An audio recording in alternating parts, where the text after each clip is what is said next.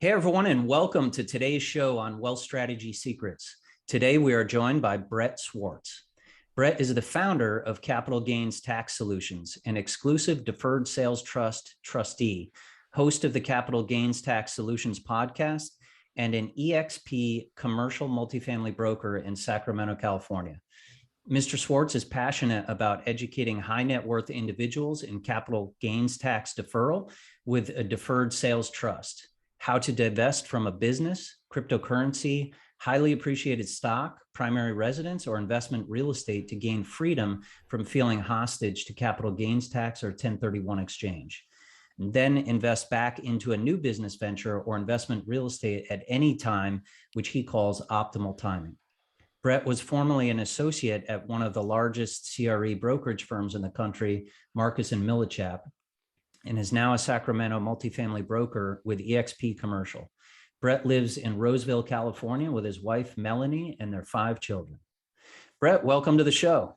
Dave, thanks for having me. Excited to be here, add some value to you and your listeners. Yeah, awesome. So glad to have you on, Brett. I really have been, as you know, we've talked before, such a fan of the DST strategy. We have so many entrepreneurs in our investment community, and a lot of them, like myself, I mean, I actually had an exit from a tech company as well. And you get so caught up in that whole process of the exit process and everything. And, then on the backside, you're figuring out, what are my tax implications, right? What are my choices? And these types of solutions really aren't, common knowledge, right? Most tax planners will not make these types of recommendations. So we're really excited to jump into the strategy with you today. But before we get started there, can you just tell us a little bit more about your background and, how you even got into this space in the first place? Yeah, I fell in love in real estate at a young age with my mom and dad in the Bay Area, building homes and having rentals and seeing cash flow and the entrepreneurial spirit. And this is, I call it the late '80s. And we had the hammer pants, and we would go to the job site. We learned how to work hard, drive bobcats and hammer nails and move bricks and all of the things that are associated with real estate. So I learned the sticks and bricks at a young age. And I didn't know for sure it would be in my future, but I know I loved real estate. And so I had a chance to go fast forward to college, played some college basketball, and loved playing on teams. And I loved solving problems, and I loved the competitive nature of all things sports. And so I took an internship at a place called Marcus and Millichap, where everything kind of began on the kind of more of the intellectual part of the real estate game, if you will, and learned how to underwrite properties, learned what a cap rate was, learned about 1031 exchanges, and things are going great. And this is 2006, and I was as excited as any young entrepreneur, real estate broker, agent is. And so I'm learning from some of the best in the business, and we got some momentum, and prices were really high, and things were really going great. And then I don't know if you remember, but then something happened. It was the 2008 crash. So I went from making just a little bit of money and keeping the dream alive to like nothing overnight. And it was tough. It was really hard. I always like to share this part of the story because there's the other side where people see. But at one point, I knew nothing about, what we're going to be talking about, this tax deferral strategy, the deferred sales trust. I really knew nothing about advanced exit planning for cryptocurrency or business owners. And I was just a guy who was trying to help people do 1031 exchanges and sell multifamily properties. And so I did what every good, I think, entrepreneur does at some point, maybe in their career, that you get a side hustle to keep the lights on or, to keep things going. And so my wife and I also took a sacrifice. We moved in with my brother into a small condo and began with our daughter on the way. And we began this journey of seeing if we really believed what we wanted to do, which was in commercial real estate. And that meant taking some time to take a step back and figure out how to keep some money coming in. And so during this journey, I'd work at Cheesecake Factory by day. I'd work at Marcus and Millichap, cold call, negotiate with banks. So I was going through this financial struggle where we were really concerned what was going to happen. But so my clients were going through a different one. I mean, they had made millions of dollars, and they were going from losing half to some of them all of it. In fact, one client that I was working with had $50 million worth of multifamily real estate in Sacramento, and over the next 3 years, from 2008 to 2011, lost everything. And he had too much debt, not enough liquidity, not enough diversification. And so during this period of time, my manager at the time brought in a gentleman who's now my business partner to speak on the Deferred Sales Trust. And this is where everything changed. we learned that you didn't have to do a 1031 and overpay for property. You didn't have to take on a bunch of debt that you didn't necessarily want to do and buy a property that didn't make sense for the cap rates. That you could time in the real estate market. You could time in dollar cost average into the stock market. You could do different things with the funds if you knew about this thing called a deferred sales trust. And so that was completely like foreign to us, because we were like these Navy SEALs, we thought, of investment real estate. But all of a sudden he's saying there's a better way. But we were skeptical. And like most people who hear this for the first time, it sounds too good to be true. My CPA would have known about it. I thought we were, we work and run with some really, really smart people, but I was open-minded enough to take off potentially any blind spots I had and take my ego out of the way and say, maybe there is a better way. And that's when I began to meet and learn from the tax attorney who created this. And I started to see the brilliance in what it was and how simple it really was, which is just an installment sale partnered with a business trust, and collectively as a team work together to execute this plan. It provides what's called transformational exit planning. And so fast forward, I started to just roll this out to clients. I started to just talk about it. I started to cold call people, and I started to get meetings with people that otherwise I would never get meetings with. I started to essentially assess what had happened and say, what can we have done differently to prevent this from ever happening again? And is it true? If it's true, this is Netflix and the old way is Blockbuster, and this is the future. And so I believe that it was the future, despite a lot of skeptics and a lot of people who said they'll never work. It's not going to, why are you wasting your time with that? In fact, my first manager at Marcus and Millichap was like open to it. He was like, hey, go for it. The second guy who came in a couple of years later told me to not talk about it. He said, stop talking about it. But I'm like, this could help save a failed 1031. This could help people who are in cryptocurrency or businesses. Now at the time, it wasn't really cryptocurrency, but business sales or primary homes. The 1031 only works for investment real estate. And so I just kept believing and kept pushing. And fast forward, I sent a bunch of referrals to the tax attorney, and then they said, you know what, you should become a trustee because you know this better than just about everybody, and you're in the commercial real estate world. So why don't you help roll this out? And so I was able to retire from the Cheesecake Factory. I was able to, my wife and I have 5 kids now here in Northern California. We've been able to, she never had to work. She's just been able to work full time with the kids. And now I just teach and train people how to do this, and we just close deals every week.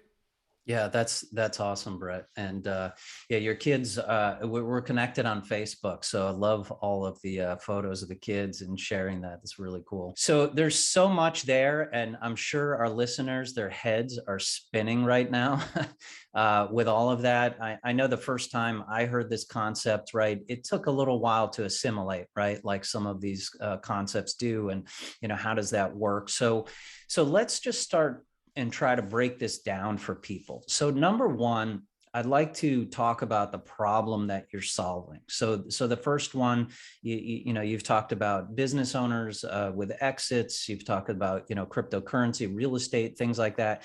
Can you just walk through, let's start with that. Who does this apply for? Who does this make sense for? Yeah, great question. I'll give you guys a few stats. Okay. It's according to the American Bankers Association, and a number of other studies have shown there's about $32 trillion that's going to pass over the next 18 to 20 years, Dave, from the baby boomers to the millennials. And this is known as the largest wealth transfer in the history of the planet. And in fact, they did another study and they found that 50% of the total net worth of America is tied to high-end primary homes, commercial real estate, and private equity, which is businesses. That's 50%. Now, those 3 assets are illiquid, meaning they're also highly appreciated. B, people want to get out, but they feel trapped by what? This capital gains tax if they sell or exit. And that's somewhere between 30 and 50% of their gain, depending on the depreciation recapture, depending on what state you're in. And that's a massive amount of wealth. And so, for example, we just helped a cryptocurrency owner. She actually worked for Google, and she bought Bitcoin for about $50,000 at a very, very early adoption period. Okay. And they went to $50 million. So that's a big gain. Okay. And in fact, Bitcoin has experienced over the last 12 years, 190,000% increase. Like, it's insane, right? And so you're looking at all of this wealth, all of this gain, and people want to get out, but when they get out, they feel trapped by this tax. And that tax for that particular sale we did, we ended up closing that one in about 1 hour after she went through the due diligence with everybody and we opened up the accounts. But she was able to exit 5 million of the 50 and defer about 1.85 million of tax so that she could achieve her dream. And her dream was A, not working for Google anymore, but B, really wanting to start something of her own. It's an educational platform with her college roommate. It's kind of like a Khan Academy. And so she's able to fund that venture with the trust, which is mind-blowing because we always thought it had to be like kind, right? We always thought it had to be equal or greater value. We always thought it had to be Blockbuster, 45 days to identify, 180 days to close, like the Blockbuster video. You had to get the VCR, you had to get the disc, you had to return it in 3 days. All of that stuff. Well, no, now there's Netflix. This is the Deferred Sales Trust, and it absolutely works. And so all of these trillions of dollars are going to transfer. The bigger battle is this. We're on a mission, Dave, to either have the wealth of America, right? A lot of it can either be people are going to sell and they're going to pay tax, and it's going to go to the government, who's going to waste it away pretty quickly. Or they can use the legal framework and the legal track record of the Deferred Sales Trust, or there's other solutions too, depending on what you're looking for, to not do that, to defer that, and to actually stimulate the economy, stimulate macroeconomics, stimulate more tax revenue. So it's actually a win-win for everybody if you just think it through. But the key is you have to follow the guidelines, right? Just like you have to set up a 401k or an IRA or a 1031 exchange or an opportunity zone. You have to do these things in certain orders, and you have to have professionals to help you execute that so that you can have this what we call transformational wealth planning in a tax deferred way. Yeah, makes sense, Brett. So I just want to back up a little bit. We talked about one use case there, right, of someone who is having an exit from a large cryptocurrency gain. Again, can you just list like some of the top use cases of why someone would use a deferred sales trust, and who would they be? Who does this work for? It works for anyone who has a highly appreciated asset of at least 1 million net proceeds and $1 million gain. Got to have this combined, unless you have 2 assets or less that have that combined, unless you have cryptocurrency of, let's say, 30 or 40 coins that we could put into an LLC, and because of the quickness of the cryptocurrency transferring, we can accommodate that.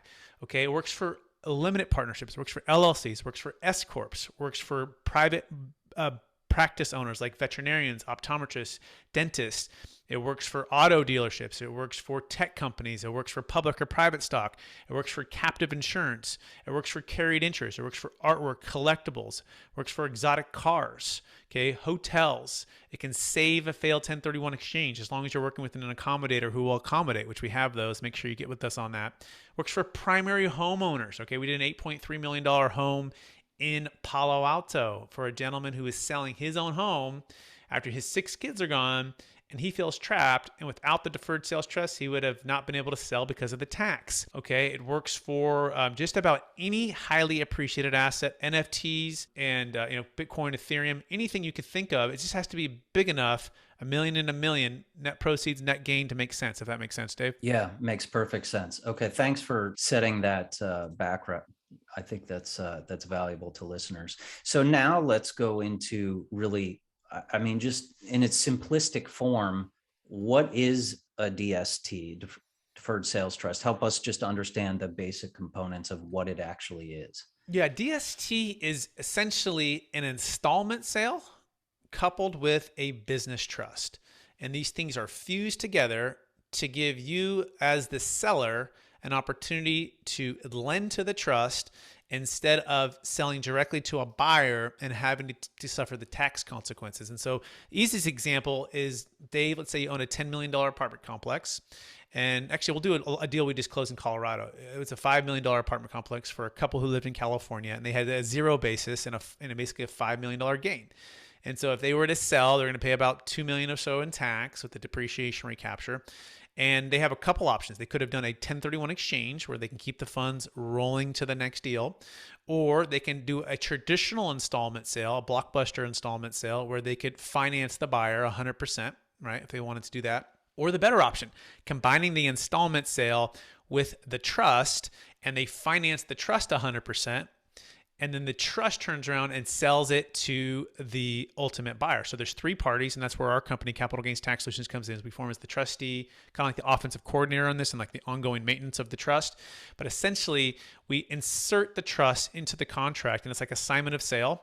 It's a simultaneous close where we're selling to the trust, and the trust is selling to the ultimate buyer. And so the buyer gets what he bargained for. They're gone. We do not finance the buyer at all. They get 100% financing, or from a bank, or a down payment, or all cash. We don't care. But the seller, let's say you, Dave, you finance the trust 100%, and so now you're in a deferral state. You became the lender. So you traded your ownership hat for a lender hat, and then the trust will just pay you over time, typically 8% net of recurring fees, compounding over 10 years. But every 10 years, you can renew for 10 years, and then you'll just slowly pay tax as you receive back payments. That makes sense. That's perfect. And what are people like in terms of alternatives that they could be looking at? You've talked through, the 1031. I think a lot of people have heard about that. What are some of the limitations on the 1031 that you typically see with clients? Okay, let's talk about Blockbuster, right? You had to go on a Friday night, and the video is behind that cardboard box, and you go to get the video, but somebody right before you steps ahead of you. Now the video is gone. Now you get the second video, you go home, you have to return it within 3 days. It's very, very restrictive.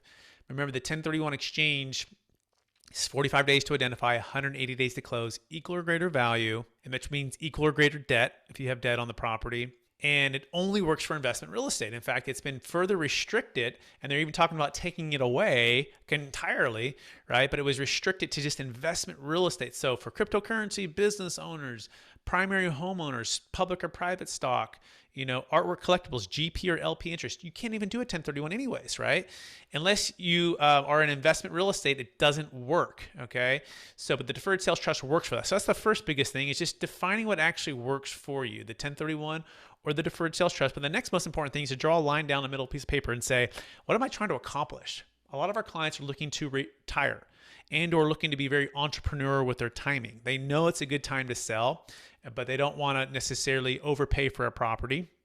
They know it's a good time to sell their business or their crypto, and they want to be able to diversify some of that equity, right? So defining where you're at with your wealth plan, and I'll give you an example of this. We had a client who sold a business for $2.6 million in Alabama, and he was looking around and looking at what am I going to invest, and he decided he's going to start a business of building multifamily real estate. And so he's looking for funding, and he goes, well, why don't I just partner with the trust? And you can partner with the trust to build 70 units in Clarksville, Tennessee, all tax deferred. And he's one of our strategic alliances now, and he's with the Grace Ray Group. His name is Shay Pope. You can watch his entire story. But for him, the trust created that entrepreneurial freedom. He's in his mid-40s. He's a high-income earner, and he has a huge tax burden. But instead of having to pay that tax, he deferred the tax with the Deferred Sales Trust, and he used it to fund his next business venture. And so it just kind of depends, Dave. You kind of really define, what you're trying to do, and to find out if the 1030 even works for you. The next thing I would also talk about is the fact that estate tax is the big elephant in the room. In fact, it represents 40% of anything that's above these certain exemptions. If you're married, it's 22 million. If you're single, it's about 12. Those are set to expire in a couple of years. Cut in half, potentially back down to 12 married, 6 single. But the question is, how are you going to get some of that funds outside your taxable estate? So let's imagine you're worth 52 million right now, and you're looking at a huge 40% death tax. Well, upon the exit of a property or business or crypto, we can get those funds outside your taxable estate. And the 1031 exchange does not solve that. The 1031 exchange gives what's called an opportunity, should the stepped up basis be around, a chance to just hold, 1031, swap until you drop, then get a stepped up basis. However, that may or may not be around in the future, but it has nothing to do with the estate tax or the death tax. And so the Blockbuster 1031 doesn't solve the death tax, but the Netflix Deferred Sales Trust does. And you can move funds outside your taxable estate, which is huge, which is a part of that $32 trillion. So those are just a few things, Dave. The last one will just be optimal timing. Like, there's no timing restrictions. You can sell and put it into the trust, and you can buy real estate in 181 days, in a couple of years. In fact, the best deal was for a gentleman, I call it the Monday morning quarterback. He sold a $20 million asset in Minnesota, put all of the money into the trust, deferred all the tax, not using a 1031, and then he put it into the stock market, very conservative stuff that he wanted to keep his powder dry. And 5 years later, the same property he sold was foreclosed on by the bank. And the bank calls him and says, hey, do you want to buy it back? And he goes, well, maybe. What's the price? They said 60 cents on the dollar. And he goes, sure, I'll buy it back from you guys. And he was able to partner with the trust to buy it back all tax deferred. And that was optimal timing, right? Didn't use a 1031. So when you understand what it can do, you'll never go back to Blockbuster. But the key is you got to understand how to do it. Right, right. So you have complete control and liquidity when it's in the trust. Is that correct? So it's defined complete control, right? So do you have complete control over a 1031 exchange? No, you have indirect control, right? The funds go to a qualified intermediary. Do you have complete control when it goes to an IRA company? No, you have indirect control when it goes to an IRA company. And so this is the part where people have to get comfortable. You have to work with a third party unrelated trustee. I'm kind of like a custodian. I'm kind of like a qualified intermediary. And we work to help keep a distance between you and what's called constructive receipt by providing the trustee services. But also we have to approve of the investments. Now, you also have to approve as well. So it's not, it's cooperation, right? So it's what's called indirect control. So nothing gets invested, nothing gets moved without your approval. You get 24/7 access to view the funds online. We use a third-party financial advisor that's not the trustee, which is an important part of this role as well. A securities professional for the funds that are invested in securities. So we have all these little things in place to keep the protection of and the integrity of the trust. But you do have indirect control, and that gives you the ability to present options to invest. And upon those options, the trustee can look at it and go, that seems like a great option.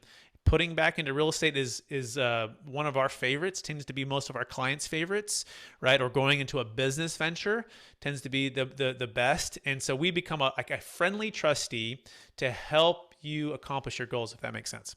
Yeah, it does. Are any of those restrictions, though, really coming from kind of tax regulations, or is it more about the structure in which you've set this up? Well, if you have what's called unilateral control, it can be perceived as constructive receipt, right? So Okay. it's the same reason why you wouldn't send the funds to your own qualified intermediary. Like if Dave wanted to do a Right. 1031, he couldn't have Right. his own 1031 intermediary company and send it to that company. That would be what's called constructive receipt. And so yeah, the answer is you don't want to take constructive receipt because that's taxable. So just like an IRA company or a 401k company, you don't want to have your own company and you send it to a third party company. Does that make sense, Dave? Yeah, it makes sense. Yeah, I'm just trying to understand the control aspect. So, let's say we have a business owner that does an exit and, sure, they want to invest, reinvest 80% into, let's say, some multifamily properties or some solid assets like that. But, they want to take 20% off the table and, maybe take their family on a trip around the world for the year or something like that. Oh yeah, you can Would they be certainly able exit to, and yeah. pay tax on it, right? So Okay.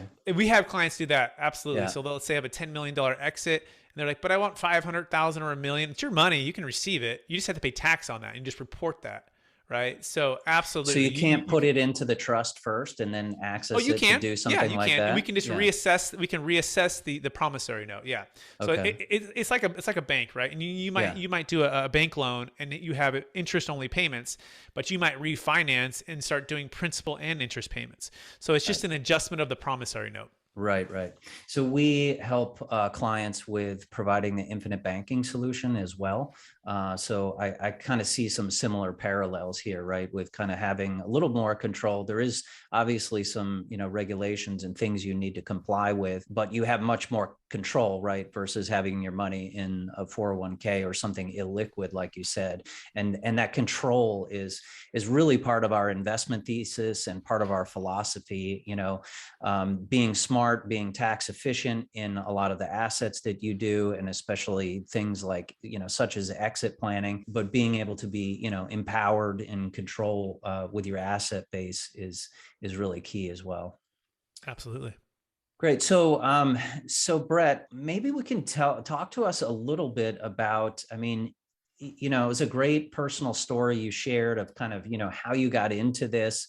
And I'm sure, that was really transformational when you had to start a side hustle and, get another job just to, keep the lights on and everything for your family and stuff. And we talk a lot about wealth strategy, right? Because we believe that there's an overarching strategy really with which how you can maximize your wealth, versus just giving it to a planner and saying, hey, let's give me a single rate of return. Right. So within the strategy, you've got tax advantages. There's different things like infinite banking and such.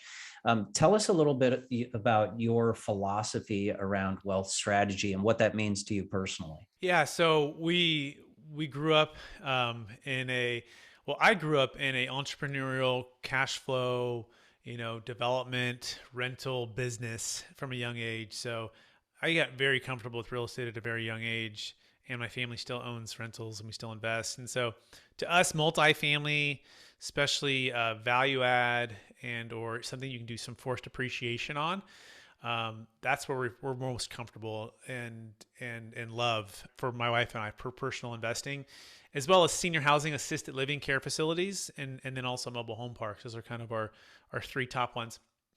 But you always got to surround yourself with people that are smarter than you and they can provide alternative points of view so that you don't get stuck in some blind spots, right? Or have your ego get in the way. And so we always try to hire the who and not be the how. And so that means for anything that's outside of that, like our holdings in the stock market, we try to partner, or we try to hire the best and listen and follow their lead on their suggestions on those things, right? Because they're the professionals in that part of the field. And that's also what's cool about the Deferred Sales Trust is you can bring in kind of like a dream team to help with that, right? And you get people from different points of view. And this what's unique is this tax is the big thing that we're trying to solve for in the middle or defer it. And with that, we're able to bring in other professionals to help with the entire wealth planning and strategy and different perspective. And that's what part of why I love about the Deferred Sales Trust is this team aspect, kind of like playing sports in college and all through my life.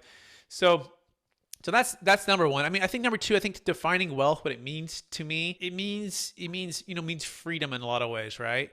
Freedom of time, freedom of energy, freedom of stress, freedom of location, freedom of being an entrepreneur, right? And so to the extent that you have what's called financial freedom, that's definitely a huge one, right? But then are you tied down by the real estate or the business venture? You might be very wealthy with finances, but maybe you're not as wealthy with your time and your energy to do the things that you believe in or give to the causes you believe in most, or your time and your energy or your talents with your family, or it could be location freedom. Maybe you want to travel. Maybe you want to have some freedom there. It could be energy and just stress overall, right? Freedom.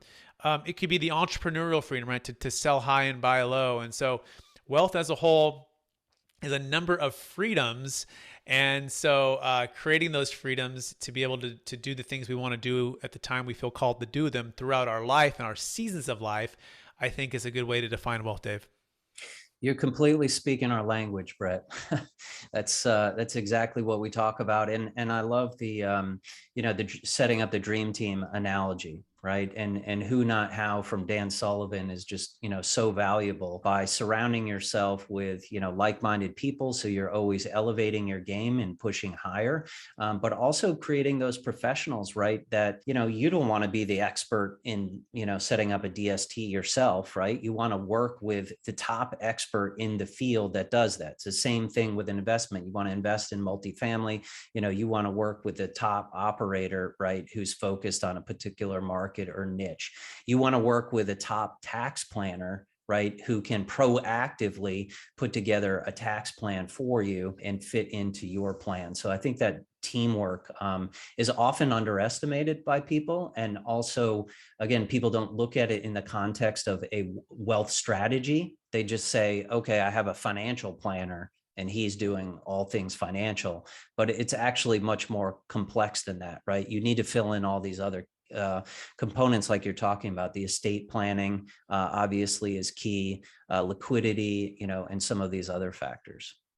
Yeah, absolutely. That's you nailed it. I agree with you completely.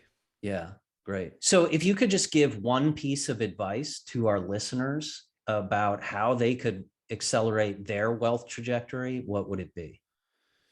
Yeah, one piece of advice. So learn to work harder on yourself than you do on your job or your investments or your education or your career. And the idea is you work hard on your job, your education, your career, you'll make a living, and that's totally fine. But if you work harder on yourself, your personal development, your leadership, your faith, your finances, your family, your fitness, right? You'll maximize the potential that you've been given, and especially if you can identify these gifts, and you'll make a fortune. And the idea is just not to make a bunch of money, although that'll probably come as well, to be able to give and bless other people. But the idea is to become everything you were created to be. I believe we've all been given certain gifts in this life, and these gifts were given to us to be a blessing and help to others. And we all have certain unique gifts. So, step one is identifying those gifts. But the next step is to maximize the potential of those gifts, pouring our hearts and our souls into being good stewards of what we've been given and not take those for granted, but maximize the potential of those gifts. And then step three is to maximize the number of people we can impact and make a difference for with those gifts. And then the last part of it for me is my faith, knowing that there's a bigger purpose for why I'm here or why we're all here. And to the extent that we could tap into our faith, and for me, it's tapping in to God and to Jesus and to asking Him to give me the power to do these things that He's given me to do, and the resolve to persevere through challenges and things that happen in life. And they're not happening to me; they're happening for me, right? And this is an opportunity to be a blessing and help to others. So you combine all of those, and that equals, it's kind of like a fulfillment formula and success. And so those would be the reasons, those would be the things that I would say for wealth. It's becoming who you're created to be, and the rest of the money part will follow, if that makes sense. Love it, Brett. That was just so well articulated. I know the audience is going to love that. So thanks for sharing. Really enjoyed having you on the show today, Brett. I know it's a ton of information for people. I know you also have a great deal of resources in terms of educating folks, right? If they think they have a potential opportunity for a DST. So where can folks find you, follow you, learn more about this? Absolutely. You can go to capitalgainstaxsolutions.com. You can search our YouTube channel. You can search Facebook. You can search iTunes for the podcast as well. You can go check out our new book that's coming out here in a short period of time.